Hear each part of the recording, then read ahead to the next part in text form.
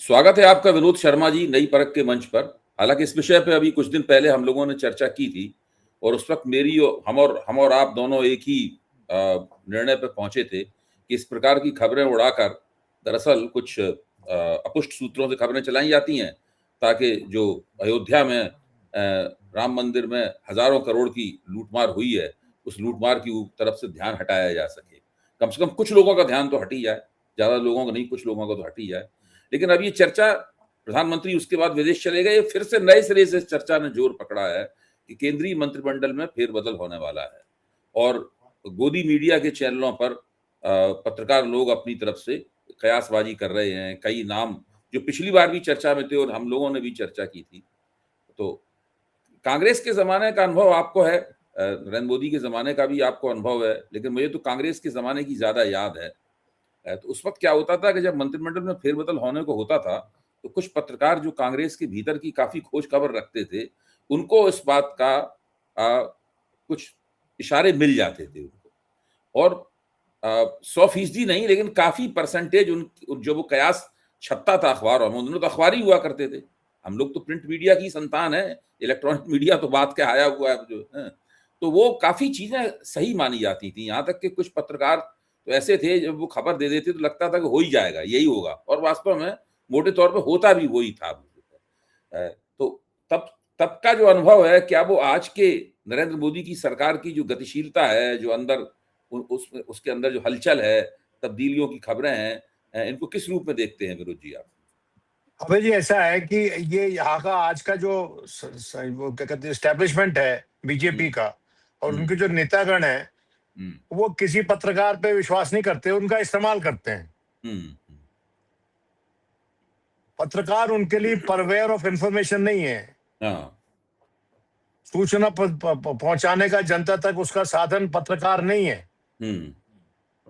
वो उनके पास social media, उसमें प्रधानमंत्री स्वयं खुद भी कई बार ट्वीट कर देते हैं। और जब उनको कोई प्रचार करना, किसी एंगल से प्रचार करना होता है तो फिर वो बताते हैं जैसे कि इतने पिछड़ी जाति के लोग लाए जाएंगे, MOS ये वो तरह तरह के, और ये जो इतने जो ट्राइबल्स लाए जाएंगे और उस रीजन से इतनी रिप्रेजेंटेशन हो जाएगी। मतलब जो अपनी सारी राजनीति, उन्होंने वोटों की राजनीति होती है, मंत्रियों का कोई वजूद नहीं बचा है। अब मिनिस्टर ऑफ स्टेट का क्या वजूद है? अब जो मिनिस्टर ऑफ स्टेट जा रहा है ईरान एक्सटर्नल अफेयर्स का, उसका नाम आपने पहले कभी सुना था क्या? नहीं सुना, मुझे पहली बार नाम ध्यान, पहली बार नाम पढ़ा मैंने वास्तव में। हाँ, मिनिस्ट्री में पहली बार। और हसनैन साहब जा रहे हैं, गवर्नर हैं बिहार के, उनको भेजा जा रहा है। उनको तो उनका नाम तो जाना पहचाना है। उनका नाम इसलिए जाना पहचाना है कि गोदी मीडिया ने उनको बहुत पहचाना है और बहुत जाना है और बहुत उनको मौके दिए हैं। और उनकी जो एनालिसिस होता था, बड़ा ही स्टीरियोटाइप एनालिसिस होता था, और वो कोई नई चीज सुनने को नहीं मिलती थी उनसे। लेकिन ऐसा है, उनका अपना एक पॉइंट ऑफ व्यू है, ठीक है, उनके अधिकार है। जिस वक्त अबे जी राम मंदिर ट्रस्ट में फेरबदल होना चाहिए, उस वक्त काबीना में फेरबदल हो रहा है। देखिए, आप सुन लीजिए। बिल्कुल। आज के दिन मौका क्या है? मौका ये है कि आप जो है, जो राम मंदिर ट्रस्ट आपने बनाई, जिसका अनाउंसमेंट माननीय प्रधानमंत्री ने किया स्वयं, और जिस समय जो कि सुप्रीम कोर्ट की सलाह पे वो ट्रस्ट बनाई गई कि इस ट्रस्ट के जरिए ही मंदिर निर्माण होगा, वो जो ट्रस्ट जिसका कि पूरा निर्माण केंद्र की तरफ से हुआ, और जिसमें कि विश्व हिंदू परिषद और RSS का बड़ा हस्तक्षेप रहा, उसमें फेरबदल की जरूरत है।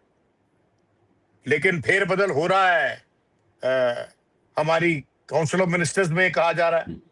हो रहा है कि नहीं हो रहा मैं नहीं जानता हूं, लेकिन कुछ टीवी चैनल कह रहे हैं कि हो रहा है, और उनमें से एक है टीवी चैनल, नाम ले लूं उसका क्या? कोई हस्तक्षेप, गड़बड़ आज तक जो है, उसको देख के लगता है कब तक तुम हिंदू मुसलमान करोगे? मैं पूछता हूं उनसे बार बार। मैं ऐसे ही देखना शुरू कर दिया, और मैं एक टीवी शो देख रहा था, पहली बार मैंने वो देखा। मैं देखता नहीं हूं आज तक को, कभी कभी ABP देख लेता हूं, आज तक मैं कभी नहीं देखता। क्योंकि मुझे पता है उनका एजेंडा क्या है। न्यूज 24 भी देख लेता हूँ कभी कभी।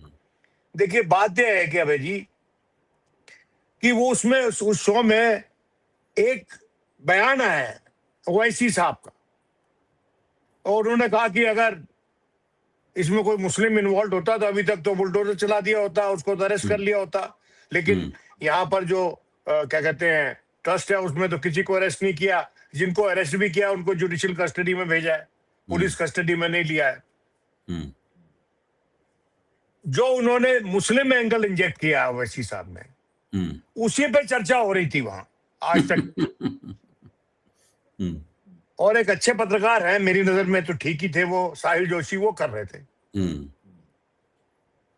और वहां पर एक AIMIM का व्यक्ति बिठा रखा था, सबसे पहले उनके उससे सवाल पूछने पहुंचे वो। ये एजेंडा क्या है? ये एजेंडा जर्नलिज्म जो है इस देश में, अब जो कोई बात वो कहता है उस पे हम कैसे विश्वास करें, आप बताइए मुझको। और अगर विश्वास करते भी हैं, जैसे कि पिछली बार हमने कहा था कि प्रधानमंत्री तो जा रहे हैं 2 दिन के लिए, जहां तक हमारी इत्तला है, वो चले गए, वो सीशल्स चले गए 2 दिन के लिए है। और उसके बाद मजाक उड़ रहा था कि किस पर्पज से गए वहां पर। फिर वहां पर तो ऐसी पनामा पेपर्स में बड़ा नाम उछला था उस कंट्री का, और कुछ लोग मजाक में लोग कई बातें कर रहे थे, और कुछ कह रहे थे कि भाई इसके पीछे अडानी जी को भेजा है, किसको भेजा है। मतलब देखिए, कुछ भी जब सोशल मीडिया के हाथ में बात चली जाती है तो कुछ भी हो जाता है, कुछ भी लिख सकता है कोई भी। वहां पर तो सिटीजन जर्नलिज्म है, जिसको एक जमाने में सिटीजन जर्नलिस्ट बोलते, सिटीजन जर्नलिस्ट, नागरिक पत्रकार। वो जो नागरिक पत्रकार होता है वो कुछ भी लिखता है। हैबरमास इसको अनस्टैम्प्ड जर्नलिज्म बोलते थे। हाँ, पब्लिक स्फीयर में हैबरमास ने कहा अनस्टैम्प्ड जर्नलिज्म। या सो उसमें, लेकिन जो सिटीजन जर्नलिस्ट होता है वो कभी कभी कमाल की खबर भी निकाल के लाता है। जैसा कि महिपाल सिंह का इंटरव्यू एक सिटीजन जर्नलिस्ट ने नहीं किया। कोई उपाध्याय नाम का यंग लड़का है, सलाम है उसको, उसने अच्छा काम किया कि उसने सब बातें उससे कहलवाई। तो मैं ये कहना चाह रहा हूं कि ये जो निर्माण होगा, नई काबीना का निर्माण, अब निर्माण शब्द हम इस्तेमाल करें तो अच्छा है। जैसे मंदिर निर्माण हुआ था, ईश्वर करे उतना ही भव्य हो, लेकिन उसके भव्य होने के बाद, उसकी इनॉग्रेशन के बाद वो काबीना सही से चलेगी। बदलेंगे किसको? कुछ लिख रहे हैं कि भैया शक्तिकांत दास आ जाएंगे। अब शक्तिकांत दास बहुत बड़े इकोनॉमिस्ट हैं क्या? वो RBI में इसलिए लाए गए थे, पिछली बार भी हमने चर्चा की थी कि उर्जित पटेल और रघुराम राजन से जब बात नहीं बनी, वो उनकी बात नहीं सुन रहे थे। RBI जो है उसके पास अधिकार है, सरकार उसको बाध्य नहीं कर सकती। लेकिन जिस तरह से अमेरिका में फेडरल बैंक को बाध्य किया जाता है कि आप इंटरेस्ट बढ़ाओ या ना बढ़ाओ, जिस तरह से उसकी आर्म ट्विस्टिंग करता है डोनाल्ड ट्रंप, हमारे यहाँ भी होती है। तो मैं जो कह रहा था कि आपको आज के दिन सबसे पहले ये जो ट्रस्ट बनवाई थी आपने, माननीय प्रधानमंत्री के तत्वावधान में बनी थी, उनकी यस के बिना तो नहीं कोई भी उसमें जा सकता था। तो वो जो ट्रस्ट है उसमें फेरबदल की जरूरत है। लेकिन माननीय प्रधानमंत्री से लौटने के बाद, मैं समझ गया आपकी, विरोध जी, मैं आपकी बात समझ गया। मोटे आप ठीक कह रहे हैं, मैं सहमत हूं आपकी बात से। मोटे तौर पे क्या होता है कि जब कोई जमा हुआ प्रधानमंत्री, स्थापित प्रधानमंत्री, इसकी सत्ता मजबूत है, जब वो अपने मंत्रिमंडल में फेरबदल करता है तो उसके पीछे 2-3 मुख्य कारण होते हैं। एक कारण तो ये था, उस सामाजिक संतुलन जो उसकी निगाह में बदला हुआ होता है उसके साथ वो अपने मंत्रिमंडल को कैलिब्रेट करना चाहता है। एक तो ये कारण होता है। दूसरा कारण ये होता है कि अगर गठजोड़ सरकार है तो कोई नया गठजोड़ जो घटक दल है उसका नेता, उसके नेता की ताकत में बढ़ोतरी या कमी अगर होती है तो उसके हिसाब से फिर कैलिब्रेट किया जाता है।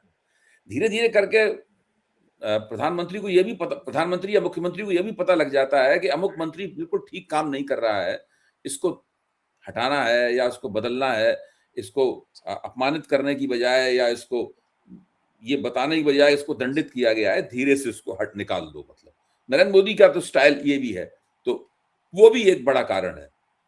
एक कारण ये भी होता है जो बहुत महत्वपूर्ण कारण है, दरअसल मैं जिसको कहना चाहता हूं आपके सामने, वो ये है कि प्रधानमंत्री के ऊपर दबाव होता है अपनी सरकार की क्वालिटी सुधारने का, और उसके रिस्पांस में, उस दबाव के रिस्पांस में वो अपने मंत्रिमंडल में कुछ योग्य लोगों की भर्ती करता है, और कुछ लोग जो उसकी निगाह में उतने योग्य नहीं साबित हुए, उनको बाहर का रास्ता दिखाया जाता है या उन्हें महत्वहीन मंत्रालयों में डाल दिया जाता है। अगर राजनीतिक दृष्टि से वो इंडिस्पेंसेबल हैं तो उनको वहां पर डाल दिया जाता है। ये सब कारण होते हैं मंत्रिमंडल में परिवर्तन करने के।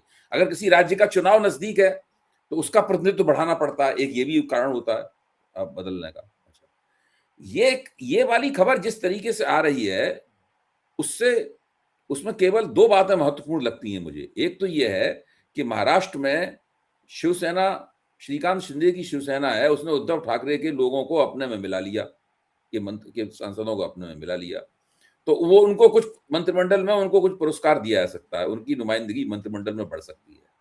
दूसरे, इनके दो मंत्री जो हैं, उन्होंने नरेंद्र मोदी को तंग किया है, नरेंद्र मोदी को काफी शर्मिंदा किया है। उसमें एक है धर्मेंद्र प्रधान और दूसरे हैं हरदीप पुरी। तो उनके बारे में चर्चा ये है कि इनकी दोनों की पिटाई होगी और इन दोनों को जो है वो बाहर कर दिया जाएगा। एक ये भी बात हो रही है, लेकिन कहीं से भी ये नजर नहीं आ रहा। शक्तिकांत दास वाले में आपने बता दिया, ना तो निर्मला सीतारमण कोई अर्थशास्त्री है, उनकी कोई योग्यता है, और ना उन्होंने कभी अर्थमंत्री के तौर पर कोई योग्यता दिखाई है, और ना शक्तिकांत दास की ये हैसियत है। तो कहीं भी सरकार की क्वालिटी बढ़ाई जाए, उसमें नए लोग जो ज्यादा क्वालिफाइड हों, ज्यादा योग्य हों, जिनकी ज्यादा साख हो, ज्यादा पहलकदमी ले पाए हों, उनको उसमें डाला जाए, नई ऊर्जा का इंजेक्शन लगाया जाए सरकार में, ये तो कहीं नहीं दिख रहा है। ये मैं आपसे जानना चाहता हूँ। बाबे जी, बात यह है कि आप कह रहे हैं कि जब उन्होंने सही से परफॉर्म नहीं किया कुछ मंत्रियों ने, तो अगर आपका ये आकलन है कि मंत्रियों की परफॉर्मेंस ठीक नहीं रही, तो आपकी मतलब आप ये मान के चल रहे हैं कि जो मंत्री लोग हैं अपने मन से उनको काम करने दिया जा रहा है, जो मेरी नजर में सही आकलन नहीं है। क्योंकि जो भी मंत्री है वो बबुआ है, रिमोट कंट्रोल्ड। हर मिनिस्ट्री इज रिमोट कंट्रोल्ड, हर मंत्री और हर मिनिस्ट्री इज रिमोट कंट्रोल्ड। और निर्मला सीतारमण जी अपने कभी उनको बहुत से लोग शुरू से सही या गलत उस नजर से नहीं देख रहे हैं कि वो खुद मुख्तार फाइनेंस मिनिस्टर थी। वो जो बजट का उनका भाषण होता था वो स्वयं लिखती थी या उनको लिखा लिखाया मिलता था, ये सब बातें चर्चा में आती थी उस वक्त। और उसी तरह से आपने हरदीप पुरी की बात की और धर्मेंद्र प्रधान की बात की। हरदीप पुरी जो थे वो तेल मंत्री थे, और उसी तरह से एजुकेशन मिनिस्टर धर्मेंद्र प्रधान। आप समझते हैं कि एजुकेशन मिनिस्ट्री बिना हस्तक्षेप पे चल रही थी, बिना संघ के हस्तक्षेप पे चल रही थी? और क्या आप समझते हैं कि जो हरदीप पुरी का डिपार्टमेंट था, वो कुछ मित्र जो लोग हैं, जो सत्तारूढ़ नेताओं के, बड़े नेताओं के मित्र लोग हैं, जो उद्योगपति लोग हैं, उनके हस्तक्षेप पे न चल रही थी? देखिए, बात यह है कि ये नाम तो चलाना, these are easy names, this is easy speculation and lazy analysis मेरी नजर में। अगर अपनी सरकार को नया उन्होंने चेहरा देना है तो उसका मुख्य कारण ये होगा कि उत्तर प्रदेश से किसी व्यक्ति को लाएंगे वो, जिसको बड़ा ओहदा देंगे और उसको मंत्री बनाएंगे अपनी काबीना में, ताकि उत्तर प्रदेश में उसका कुछ फायदा हो सके। आज के दिन लड़ाई उत्तर प्रदेश की है, मुख्य लड़ाई, और वो ज्यादा पैनी इसलिए हो गई है कि मंदिर निर्माण में और मंदिर की जो लोग चढ़ाते हैं वहां पर, मंदिर पे चढ़ावा होता है, उसमें घपला हुआ है। पंजाब में भी दांव मार रही है बीजेपी, कुछ ऐसा लगता है। देखिए पंजाब में अब वो उसको तरुण चुग से क्या इलेक्शन जितवा देगा वहां पर? नहीं, तरुण चुग से इलेक्शन तो दिलवाएगा। आमतौर पर बीजेपी की निगाह पंजाब पे भी टिकी हुई है, ये मैं कह रहा हूँ। देखिए बीजेपी की निगाह पंजाब पे है, लेकिन बीजेपी बिना अकालियों के वहां कुछ नहीं है। और अकालियों के साथ उनका समझौता होगा क्या, ये बड़ा प्रश्न है।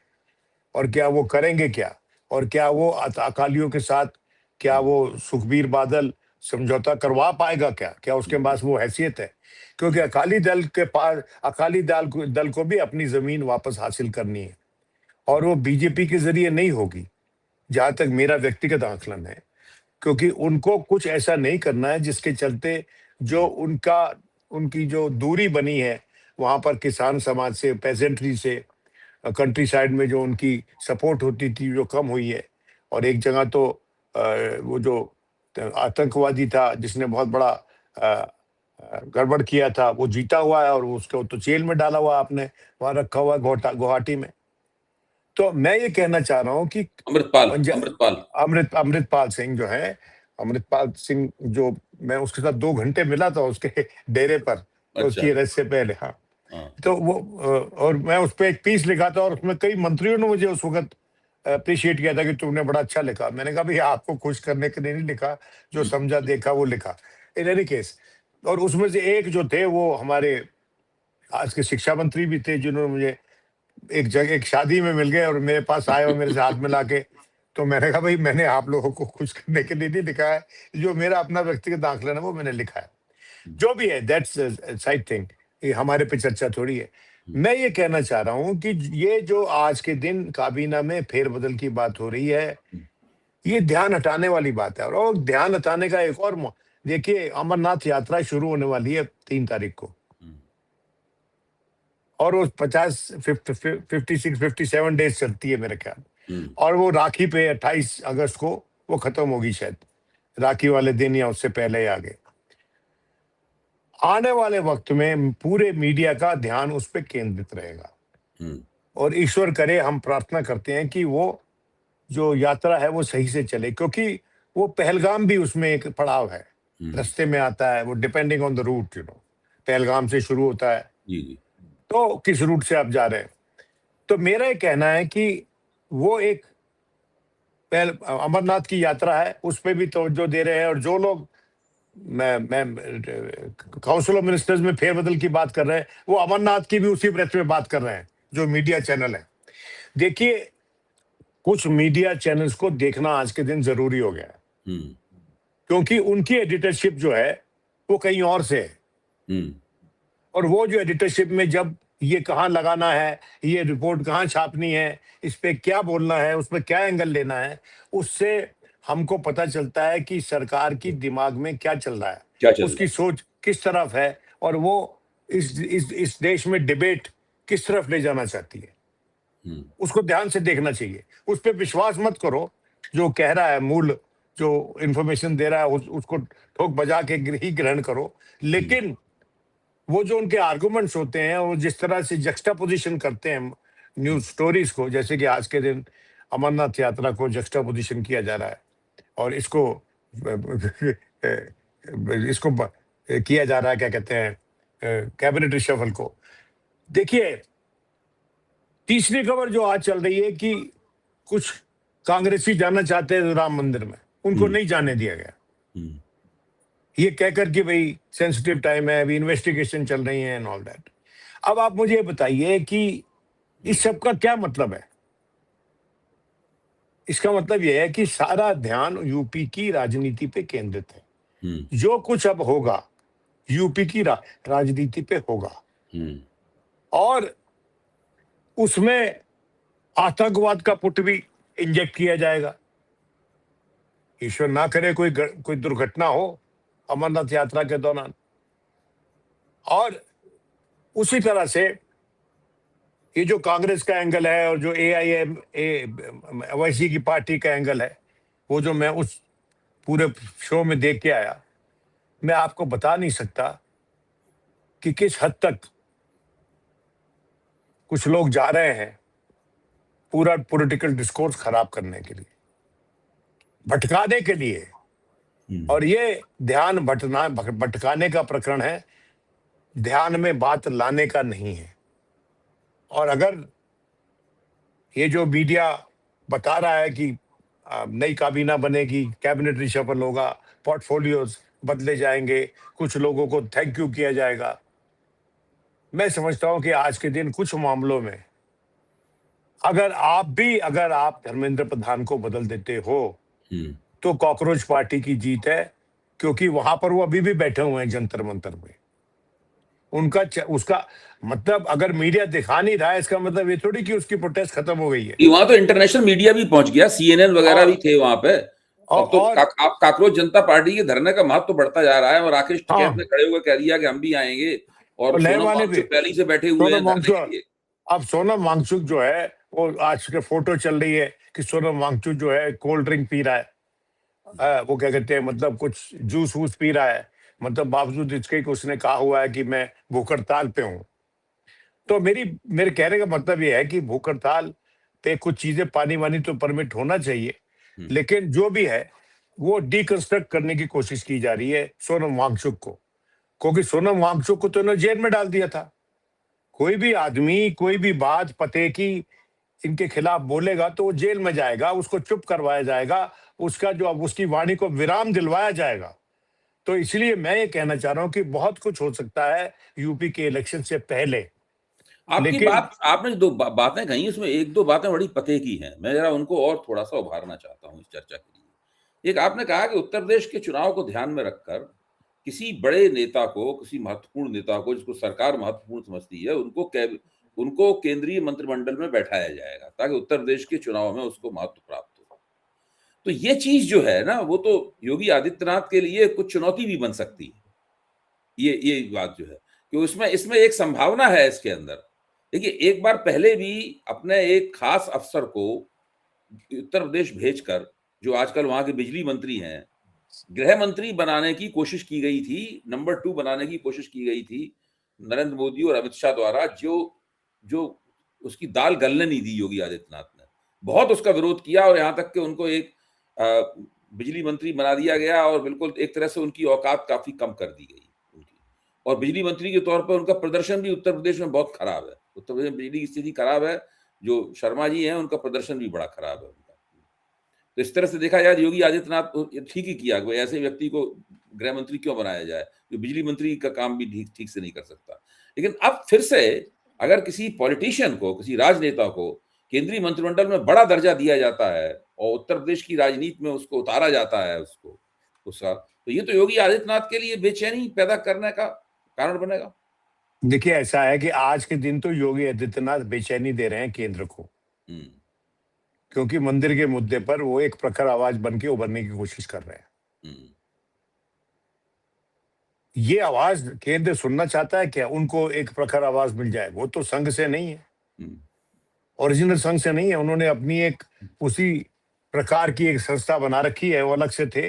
और वो जब वो मुख्यमंत्री बने थे, वो तो मनोज सिन्हा को बनाना चाहते थे ना केंद्र के लोग तो। जी। लेकिन ये बन गए मुख्यमंत्री अपनी जोर जबरदस्ती दिखा के, और एक बार ही नहीं, दूसरी बार मुख्यमंत्री हो गए। और अगर तीसरी बार हो जाते हैं तो क्या वो प्रधानमंत्री पद के दावेदार होते हैं कि नहीं होते, ये आप बताइए। वो अभी दावेदार हैं। देखिए, वो तीसरी बार हो गए तो बिल्कुल होंगे ना, सोने पे सुहागा हो जाएगा उनके लिए। तो उधर से फंसी हुई है जो केंद्र का नेतृत्व है, वो मंदिर के में जो घोटाला है उसमें फंसी हुई है। उस तरह से पेपर लीक जो हो रही है, आज राजस्थान में एक पेपर लीक बंद होने बंद हुए क्या?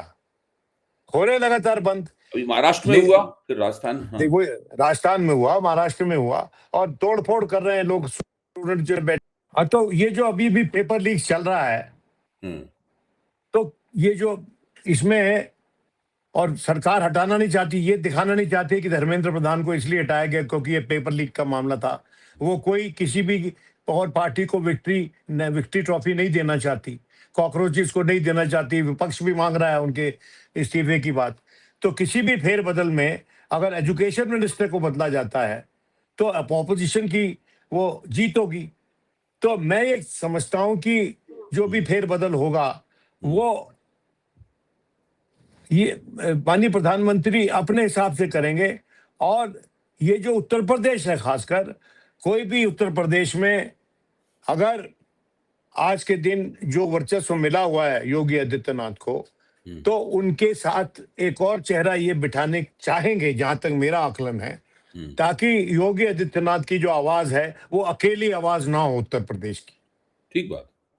वो चाहेंगे कि कोई ना कोई दूसरी आवाज भी उसमें मिले, और भले ही वो युगल गीत बन के उभरे, जिसकी संभावना कम है आजकल की राजनीति में, जहां पर हर कोई अपने लिए जगह बना रहा है, दूसरे को जगह देना नहीं चाहता। जी, तो जी। ये जो हो रहा है, ये यूपी के संदर्भ में हो रहा है सब कुछ, और यूपी जीतना बहुत जरूरी है। और अगर तीसरी बार योगी यूपी जीत गया, उसके नेतृत्व में जीत गए, तो फिर मैं समझता हूं एक बड़ी रस्साकशी शुरू होगी केंद्र में नेतृत्व के लिए। उसमें किस संस्था का क्या रोल होगा, किस नेता का क्या रोल होगा, जो जो अलायंस पार्टनर्स हैं उनका क्या रोल होगा। क्योंकि आप देखिए, मैंने किसी भी चैनल को और किसी भी व्यक्ति या संस्था को योगी आदित्यनाथ को टारगेट करते हुए नहीं सुना है इस पूरे प्रकरण में।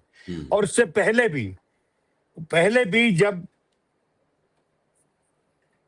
डूबने का प्रकरण हुआ था,